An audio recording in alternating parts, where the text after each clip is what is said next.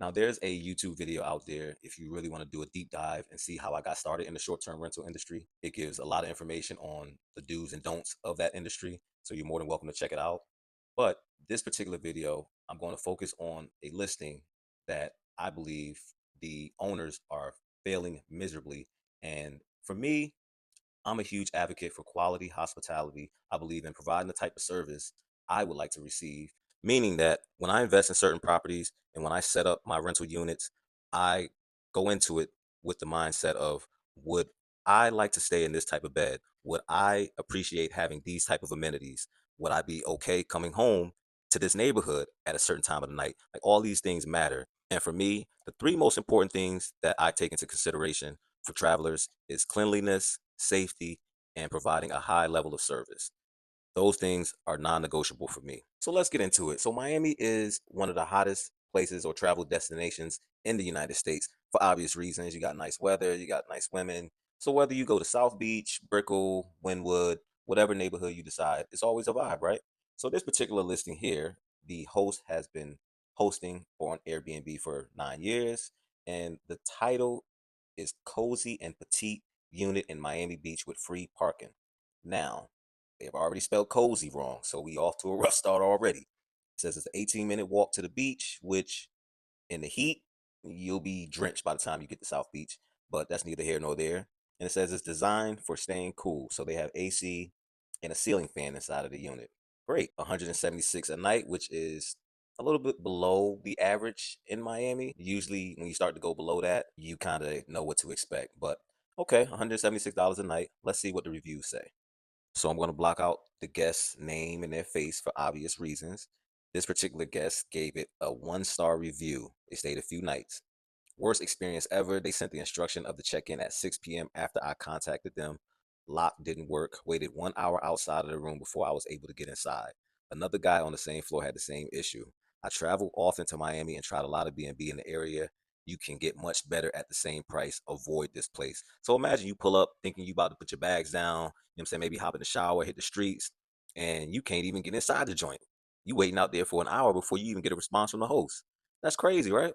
Let's see what the next review say. So this particular guest stayed 3 weeks ago. Wow. 3 stars. Let's see what they say. Dirty room, hair everywhere in the bathroom, dirty glasses in the kitchen, dusty floors, unpleasant smell if you turn off the AC. Yuck. After my request, the cleaner came in the morning and cleaned it a little. So the cleaner came in and probably did the bare minimum. Let's continue. Amenities are old, room is tiny, but if the cleaner did the bare minimum and wiped the floors, I would be satisfied. Wow, so they did below the bare minimum. Sheesh. Communication with the host was weird. They replied quick and eventually sent all info, but the responses seemed auto generated and I had to double check stuff. Well, they left some pros: parking, location, lots of amenities. Yeah, this particular listing, not looking good, man. Not looking good. Let's go on to the next. All right, this one, the guest stayed about a week. They gave it 1 star. Tons of problems with the place. Terrible bed, super soft and old. Weak bed support under as well. Had real problems sleeping. A ton of problems with management as well in general. See, one of the most important pieces of your short-term rental is going to be the bed, where people are going to rest their head. And I don't care if it's a sleep number, pillow top mattress, memory foam. Some people like firm. Whatever you decide, it has to be comfortable. For me, when I go somewhere and the bed is uncomfortable, it can ruin the entire trip. Now, some people, it may not be that big of a deal. They may say, I'm not going to be staying in the room that often anyway. But for most people, that will be a huge inconvenience. So I get it. All right. So this guest stayed a few nights. They gave it 3 stars. The smell was killing me, the hallway and inside. That's the only issue. I was happy about free parking. However, the parking is a bit away from the location, so there's a lot of walking. It looks like the pictures, just the smell. Take spray. So they basically said the parking is cool if you don't mind walking a couple blocks and walking at night back to the place. In certain parts of Miami, it can get a little sketchy. So I don't know how I feel about that. But there seems to be a common theme here with the smell. It must smell like feet and ass up in there, man. They gotta do something about that. Let's go on to the next. So this guest stayed a few nights as well, gave it 2 stars. Let's see what they say. I have never wrote a bad review on Airbnb before, but on this one, I must.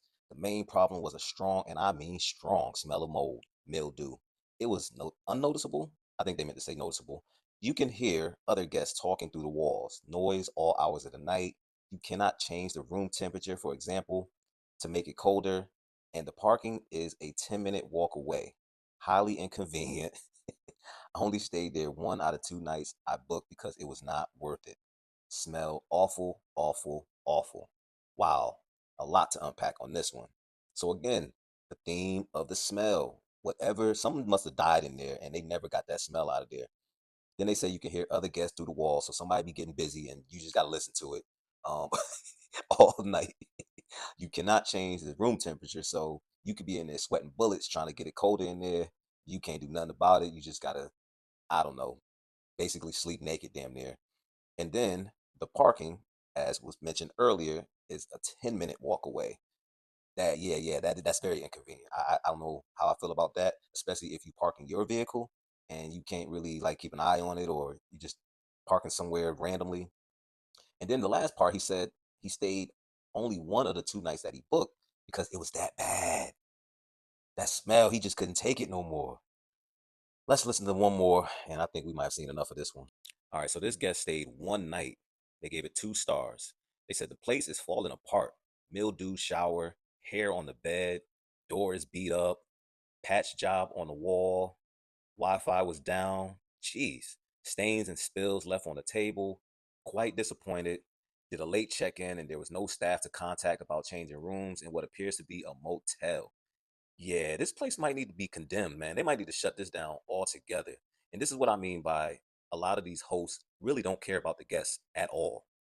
So there you have it. I just showed you multiple negative reviews about this place. And you can go and check out the rest of the reviews. You can go search this unit in Airbnb and see what the other people are saying. The inside smells like the men's locker room at Planet Fitness. You're probably going to need to take an Uber from the garage where you park your vehicle back to this place, and the hosts aren't very responsive. So you might be waiting outside for about an hour when you arrive. But y'all let me know what y'all think in the comments, man. Do y'all think that this particular host needs to address all these concerns or just take this unit off Airbnb entirely? And if you appreciate this video, please like, subscribe to the channel, and share this video with someone that you know that also like to travel just as much as you. Until next time, y'all.